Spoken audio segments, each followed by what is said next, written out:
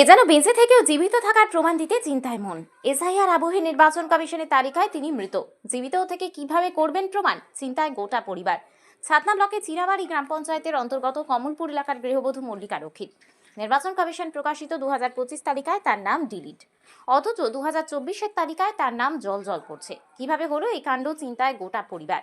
ওই রক্ষিত বাড়ি সূত্রে খবর, এবার এসআইআর আবহে পরিবারের সদস্যদের সাদা ফর্ম এলেও সেই ফর্ম পাননি গৃহবধূ মল্লিকা রক্ষিত। তার প্রশ্ন, তিনি কি তাহলে এসআইআর ফর্ম পূরণ করতে পারবেন না? তবে কি হারাবেন তিনি দেশের নাগরিকত্ব? মল্লিকা দেবীর স্বামী নিতাই চন্দ্র রক্ষিত পেশায় প্রাথমিক বিদ্যালয়ের শিক্ষক। তিনি বলেন, স্ত্রীর 2002 সাল ও 2024 সালের নির্বাচন কমিশন প্রকাশিত তালিকায় নাম আছে, অথচ 2025 সালের তালিকায় নাম নেই। বাড়ির 4 সদস্যের সকলের এসআইআর ফর্ম এলেও স্ত্রীর আসেনি। আমি নির্বাচন কমিশনের কাজ করছি, মৃত ব্যক্তির নাম ডিলিট লেখা থাকে, কিন্তু আমার স্ত্রী জীবিত, আমি প্রমাণ করব কিভাবে? এই বিষয়ে বিএলওকে বলা হলে সঠিক সদুত্তর বা সমাধান করতে পারেননি তিনি। আমরা চিন্তায় আছি। দেখুন, চিন্নাবাড়ি অঞ্চলের 120 নম্বর বুথের আমাদের কাছে খবরটা এসছে।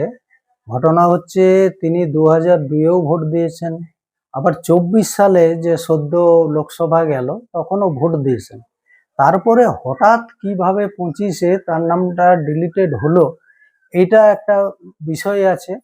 আমরা সবসময় চাইবো এই সমস্ত মানুষের নাম ভোটার তালিকায় থাক। এসআইআর নির্বাচন কমিশন খুব ভালোভাবে কাজ করছেন পশ্চিমবঙ্গে। তার সাথে সাথে কিছু নামমাত্র কিছু বিএলওর ভুলে এইগুলো ডিলিটেড হয়েছে। কি কারণে হয়েছে না হয়েছে পরবর্তীকালে আমরা খোঁজ খবর নিচ্ছি। আমি এই বিষয় নিয়ে ভিডিওকেও অলরেডি জানিয়েছি, তিনিও একটা সলিউশন দিয়েছেন। তবে এই ধরনের ঘটনা না ঘটারই দরকার আছে, কারণ ওনারা এখানের জেনুইন ভোটার, দীর্ঘদিন থেকে পূর্বপুরুষ থেকে আছেন। তাই এইভাবে একটা জীবিত ভোটারকে ডিলিটেড করাটা এটা ভুল হয়েছে। কে ভুল করেছেন এই বিষয়টা পরবর্তীকালে বিডিও অফিস থেকে দেখবেন যে কি কারণে বাদ গেলেন। তার কারণ হচ্ছে, বর্তমানে তিনি অবশ্যই 100% ভোটার তালিকায় আবার তার নাম আসবেন, কিন্তু এই যে তাদের মধ্যে একটা চিন্তা যে আমারটা কিভাবে বাদ গেল, আমি ভোটার হতে পারবো কিনা, একটা চাপে পড়েছে ওই পরিবারটি।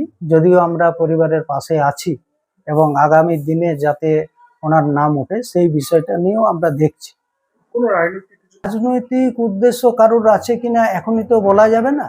পরবর্তীকালে এটা যখন ইনকোয়ারি হবে তখন বিষয়গুলো সামনে আসবে।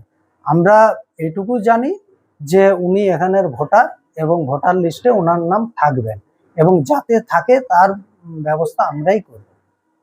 আগেও বলেছি, এখনো বলছি যে নির্বাচন কমিশনের কোনো হুঁশ নেই, ভোটার লিস্টে এবং বিজেপি নেতাদের কোনো হুঁশ নেই। ভোটার লিস্টটা বার করে ইসি, ইলেকশন কমিশন, এখানে বিএলওদের কোনো ভূমিকা থাকে না। তাহলে নামটা বাদ দিয়েছে ইসি, নির্বাচন কমিশনার, সেখান থেকে বিএলওদের কোনো ফাংশনই নেই। বিজেপি তো জানেই না, ওরা তো গ্রাসরুটে কোনো কাজ করে না। ওরা হচ্ছে মিডিয়াতে বসে বসে ঘরে, ঠান্ডা ঘরে বসে বসে বাইট দিয়ে দিচ্ছে।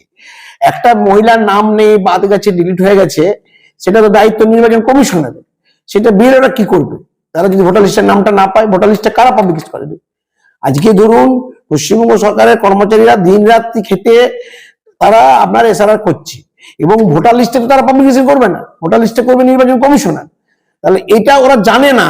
ওরা গাঁজা মদ খেয়ে ওই ঠান্ডা ঘরে বসে ওরা আপনার টিভিতে, মোবাইলে ওরা বাইট দিয়ে দিচ্ছে। বিজেপির এখানে কোনো ভূমিকাই নেই। আপনারা তো দেখতে পাচ্ছেন যে এসআইআর আমাদের ক্যাম্প চলছে, তৃণমূলের ছেলেরা ফর্ম ফিল আপ করে দিচ্ছে, বিরোধীকে হেল্প করছে, এবং আমাদের নেতা মন্ত্রী অভিষেক বন্দ্যোপাধ্যায়, আমাদের নেতা, উনি বরাবর বলছেন যে ক্যাম্প তোলা যাবে না, সব সময়তে আমাদের ভোট শুরু হয়ে গেছে মনে করতে হবে, এবং জানুয়ারি পর্যন্ত একদম এই ক্যাম্প রাখতে হবে।